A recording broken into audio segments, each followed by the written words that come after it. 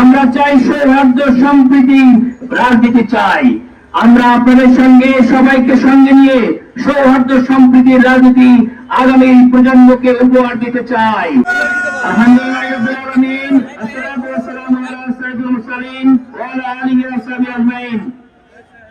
আজকের আমাদের সামনে উপস্থিত আছেন তারুণ্যের অহংকার, আমাদের সকলের দুই প্রিয়, আমাদের জেনজির প্রিয় ভাজন, সারা বাংলাদেশের মানুষের অন্তরের কোথায় যারা বসে আছে, ডাকসুর বিপি সাদিক কায়েম ভাই, এবং আমার ডান পাশে আছেন বাংলাদেশের শুধু নয় পুরো বিশ্বের সবচেয়ে ইসলামী সংগঠন, বড় সংগঠন, ছাত্র সংগঠন ইসলামী ছাত্র শিবিরের সভাপতি নুরুল ইসলাম সাদ্দাম ভাই, অত্র এলাকার আমার দায়িত্বশীল ভাইয়েরা এবং সামনে উপস্থিত অত্র এলাকার ভাই ও বোনেরা, সাংবাদিক বৃন্দ, সংবাদ মাধ্যমের মাধ্যমে যে সকল ভাই এবং বোনেরা দেশ এবং বিদেশ থেকে আজকের আমাদের এই পথসভা দেখছেন, আসসালামু আলাইকুম ওয়া রাহমাতুল্লাহ। আপনারা সবাই ভালো আছেন তো? আলহামদুলিল্লাহ। আমরা একটি দীর্ঘ পথ অতিক্রম করে নির্বাচনী ট্রেনে আমরা উঠেছি এবং এই নির্বাচনী ট্রেনের গন্তব্য স্থলে নামার জন্য আমরা প্রায় 10 প্রান্তে পৌঁছে গেছি। আলহামদুলিল্লাহ, আল্লাহর অশেষ মেহেরবানি এবং আপনাদের অক্লান্ত পরিশ্রমের ফলে, দূরদর্শিতার ফলে বাংলাদেশের 300 আসনের মধ্যে ঢাকা 17 আসনে অত্যন্ত সৌহার্দ্য পরিবেশে কোন বড় ধরনের বিশৃঙ্খলা ছাড়া আজকে পর্যন্ত আমরা নির্বাচনী প্রচারের কাজ সম্পন্ন করতে পেরেছি। এই জন্য আল্লাহর দরবারে আমি আবারও শুকরিয়া আদায় করছি, আলহামদুলিল্লাহ। এই কর্মসূচি পালনের জন্য আমাদের ভাইয়েরা, আমাদের বোনেরা অত্যন্ত পরিশ্রম করেছে, কিন্তু তার মধ্যে আমরা ভাইয়েরা কষ্ট করে একটু, বোনেরা আমি মনে করি সবচেয়ে বেশি সকাল থেকে রাত 10টা পর্যন্ত অক্লান্ত পরিশ্রম করে যাচ্ছেন। আমাদের ভাইরাও কাজ করছে, কিন্তু প্রতিটা বাসায় বাসায় আমার ভোটাররা কল করে যে আমাদের বোনেরা তাদের বাসায় পর্যন্ত পৌঁছে গিয়েছে। আমরা দেখেছি তাদের যে বিভিন্ন ধরনের প্রোপাগান্ডা, তারা জনবিচ্ছিন্ন হয়ে, এদেশের মানুষ থেকে বিচ্ছিন্ন হয়ে বন্যের ভোট না পেয়ে চাকসু সহ ছাত্র সংগঠনের নির্বাচনে বিপুল ভোটে জয়ের পরে মানুষের প্রতি তারা আস্থা হারিয়ে ফেলেছে।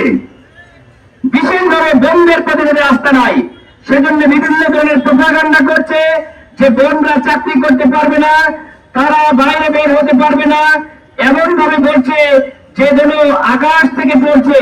আসলে জামাত পাশ করলে কি বোনেরা আমরা কি বের হতে পারবো?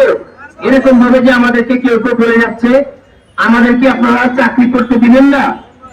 প্রিয় উপস্থিতি, আজকের এই পথসভার মাধ্যমে আমরা আপনাদেরকে বার্তা দিতে চাই যে আমাদের বোনেরা শুধু চাকরি করবে না, আমাদের বোনেরা শুধু বাইরে আসবে না, আমাদের বোনেরা বাইরে আসবে, আমাদের বোনেরা চাকরি করবে এবং সম্মানের সহিত করবে ইনশাআল্লাহ। আমরা দেখেছি তারা বিভিন্ন ধরনের ফটোকার্ড তৈরি করছে এবং বোনদেরকে বিভিন্নভাবে অসম্মান করছে, ভয়ভীতি দেখাচ্ছে। তারা বিভিন্ন ছাত্র সংগঠনের মাধ্যমে ইউনিভার্সিটিগুলোতে প্রমাণ রেখেছে বোনদের সম্মান ইজ্জত তারা কেমন রক্ষা করতে পারে। বাংলাদেশ ইসলামী ছাত্র শিবিরের নেতৃত্বে ছাত্র সংগঠনগুলো পাশ করার মাধ্যমে প্রতিটি ক্যাম্পাস এখন বোনদের জন্য নিরাপদ হয়েছে, আলহামদুলিল্লাহ। এরকম ভাবে পুরো বাংলাদেশ জামাত ইসলামী ক্ষমতা আসার মাধ্যমে নিরাপদ হয়ে যাবে বোনদের জন্য ইনশাআল্লাহ। প্রিয় এলাকাবাসী, আমরা আপনাদেরকে আমারও আহ্বান করব, বিভিন্ন ভ্রান্তি এবং প্রোপাগান্ডা তারা ছড়িয়ে বেড়াচ্ছে। আপনারা অবগত আছেন যে এই আসনে আমাদের জনপ্রিয়তার শীর্ষে থাকা এবং তারা জনসমর্থন থেকে বিচ্ছিন্ন হয়ে বিভিন্ন ধরনের দেশীয় সন্ত্রাস এবং বিভিন্ন ধরনের ইতিহাস তৈরি করছে, বিভিন্ন ধরনের ভয়ভীতি দেখানোর চেষ্টা করছে।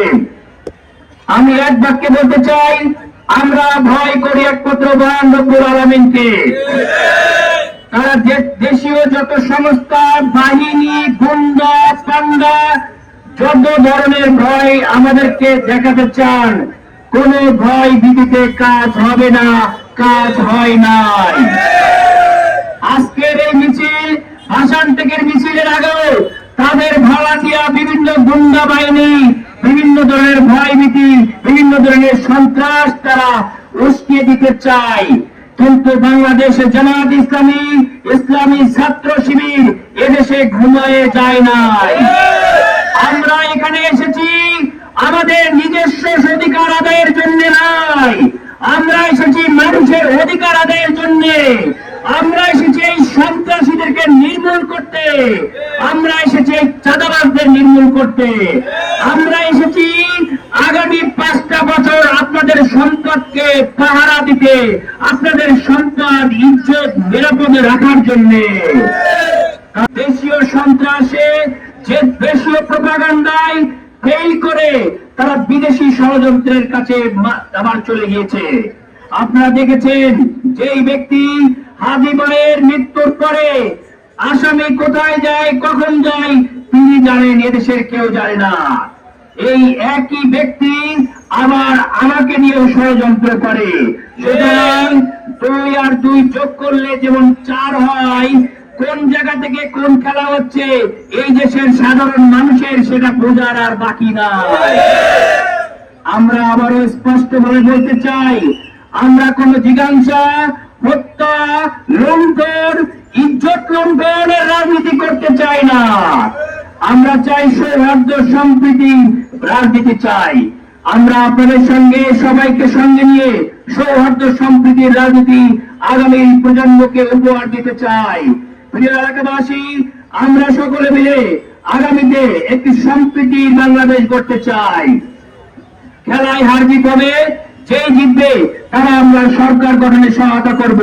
কিন্তু ইলেকশন ইঞ্জিনিয়ারিং করে যারা জিততে চাচ্ছে, যারা ইলেকশন ইঞ্জিনিয়ারিং মাধ্যমে এই ভোট কেন্দ্র দখল করতে চাচ্ছে, তাদেরকে প্রতিহত করার শক্তি, সামর্থ্য মহান রব্বুল আলামিনের ইচ্ছায় আমাদের আছে ইনশাআল্লাহ। আমরা মাঠেই ছিলাম, মাঠেই থাকবো, ভোটের অধিকার আদায় করে চলবো ইনশাআল্লাহ। আপনারা প্রস্তুত আছেন তো ইনশাআল্লাহ? ইনশাআল্লাহ আমাদের মা এবং বোনদেরকে আবারও আমার পক্ষ থেকে অসংখ্য ধন্যবাদ এবং কৃতজ্ঞতা জানাচ্ছি। আমার সকল নেতৃবৃন্দকে আবারও ধন্যবাদ জানাচ্ছি। আজকের দিন থেকে ভোটের দিন পর্যন্ত আমরা পোলিং এজেন্টের মাধ্যমে প্রত্যেক ভোটারের কাছে আমরা যাব, তাদেরকে কল করব, তাদের খোঁজ খবর নেব, ভোটের দিন আবার সঠিকভাবে ভোট দেওয়ার জন্য তাদেরকে আমরা ব্যবস্থা করব। আপনারা কোন রকম সমস্যা দেখলে আমাদের নাম্বারে ইনফর্ম করবেন। ইনশাআল্লাহ আমরা তাদের সকল ষড়যন্ত্রকে মহান রব্বুল আলামিনের সহায়তায় তাদেরকে আমরা সেটা প্রতিরোধ করতে সামর্থ্য হবে, এই আশা ব্যক্ত করে আপনাদেরকে আবারও ধন্যবাদ জানিয়ে, কৃতজ্ঞতা জানিয়ে আমার কথা শেষ করছি। আসসালামু আলাইকুম ওয়া রাহমাতুল্লাহ।